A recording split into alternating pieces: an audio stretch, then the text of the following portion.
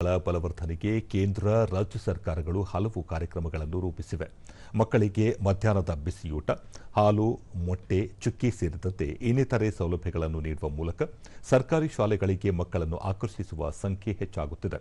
ಹಾಸನ ಜಿಲ್ಲೆಯ ಶಿಕ್ಷಕ ದಂಪತಿ ಮಕ್ಕಳಿಗೆ ಇಂಗ್ಲಿಷ್ ಭಾಷೆ ಕಲಿಸುವ ಮೂಲಕ ಮಾದರಿಯಾಗಿದ್ದಾರೆ. ಈ ಕುರಿತ ಒಂದು ವರದಿ ಇಲ್ಲಿದೆ.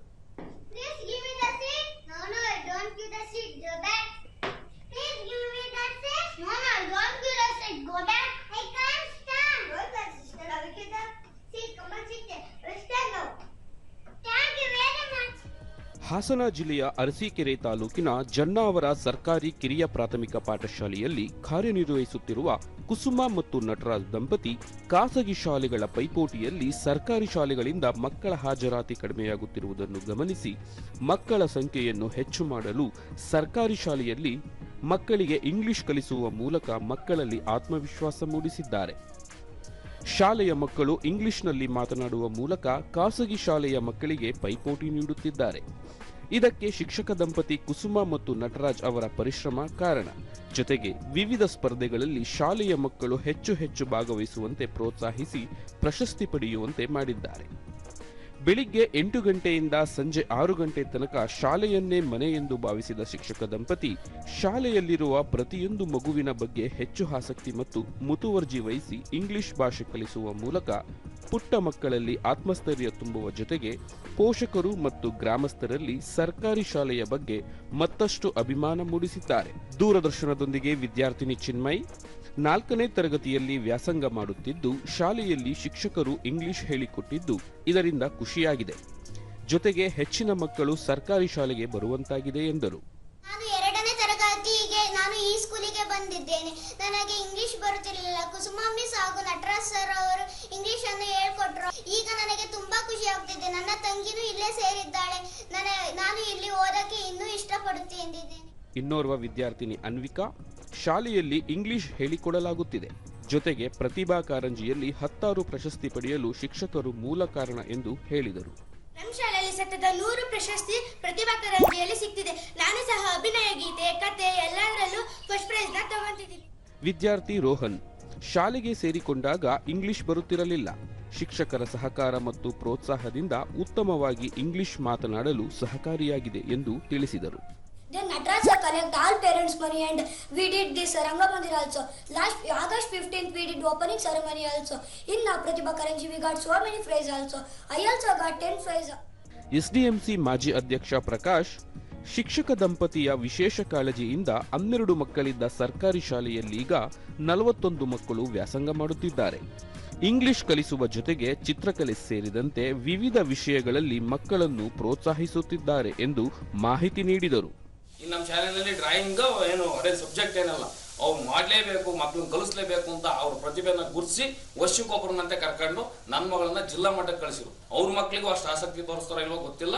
ನಮ್ಮ ಮಕ್ಕಳೆಲ್ಲ ಅವ್ರ ಮಕ್ಕಳೇ ಅಂತ ನೋಡ್ಕೊಂಡು ಈ ತರ ಟೀಚಿಂಗ್ ಮಾಡ್ಕೊಂಡು ಹೋಗಿದ್ದಾರೆ. ಶಿಕ್ಷಕಿ ಕುಸುಮ ಶಾಲೆಗೆ ವರ್ಗವಾಗಿ ಬಂದ ಸಮಯದಲ್ಲಿ 15 ಮಕ್ಕಳಿದ್ದರು.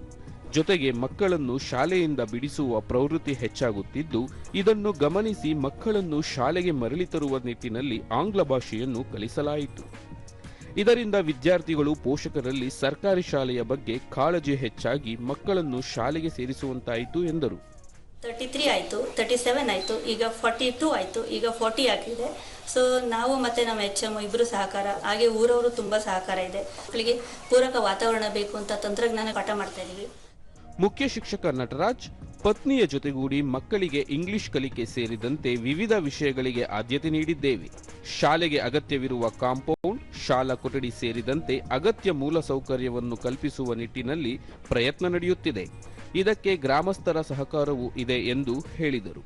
ನಮ್ಮ ಶಾಲೆಗೆ ಮೂಲಭೂತವಾಗಿ ಬೇಕಾದಂಥ ಸೌಕರ್ಯಗಳು ಮಾಡ್ಕೊಂಡಿದ್ದೀವಿ. ಇನ್ನೂ ನಮಗೆ ನಮ್ಮ ಶಾಲೆಗೆ ಕಾಂಪೌಂಡ್ ಆಗಬೇಕು, ಮತ್ತೆ ಒಂದು ಕೊಠಡಿ ಬೇಕು, ಒಂದು ಎಕ್ಸ್ಟ್ರಾ ಕೊಠಡಿ ಬೇಕು, ಮತ್ತು ನವೀನ ಮಾದರಿಯ ಒಂದು ಮಕ್ಕಳ ಸ್ಟ್ರೆಂತ್ಗೆ 41 ಸ್ಟ್ರೆಂತ್ ಇದೆ, ಅದ್ರ ತಕ್ಕನಾಗೆ ಒಂದು ಶೌಚಾಲಯನೂ ಬೇಕು. ಕ್ಷೇತ್ರ ಶಿಕ್ಷಣಾಧಿಕಾರಿ ಮೋಹನ್ ಕುಮಾರ್ ಅರಸೀಕೆರೆ ತಾಲೂಕಿನ ಸರ್ಕಾರಿ ಶಾಲೆಗಳ ಬಲವರ್ಧನೆಗೆ ಅಗತ್ಯ ಕ್ರಮ ಕೈಗೊಳ್ಳಲಾಗಿದೆ. ಅದರಲ್ಲೂ ಜನ್ನಾವರದ ಸರ್ಕಾರಿ ಕಿರಿಯ ಪ್ರಾಥಮಿಕ ಶಾಲೆಯಲ್ಲಿ ಕುಸುಮ ಮತ್ತು ನಟರಾಜ್ ಶಿಕ್ಷಕ ದಂಪತಿ ವಿಶೇಷ ಕಾಳಜಿ ಮತ್ತು ಮುತುವರ್ಜಿಯಿಂದ ಮಕ್ಕಳಿಗೆ ಇಂಗ್ಲಿಷ್ ಕಲಿಸಿ ಗ್ರಾಮಸ್ಥರ ಮೆಚ್ಚುಗೆಗೆ ಪಾತ್ರರಾಗಿದ್ದಾರೆ. ಇಂತಹ ಶಿಕ್ಷಕರ ಸಂಖ್ಯೆ ಮತ್ತಷ್ಟು ಹೆಚ್ಚಬೇಕಾಗಿದೆ ಎಂದು ತಿಳಿಸಿದರು. ಇವತ್ತು 25-26ನೇ ಸಾಲ 41 ಮಕ್ಕಳ ದಾಖಲಾತಿಯನ್ನು ಮಾಡಿಕೊಂಡಿದೆ. ಇದಕ್ಕೆ ಬಹುಮುಖ್ಯ ಕಾರಣ ಆ ಶಾಲೆಯಲ್ಲಿ ಕೆಲಸ ನಿರ್ವಹಿಸ್ತಿರುವಂತಹ ನಟರಾಜು ಮತ್ತು ಕುಸುಮ ಶಿಕ್ಷಕರು.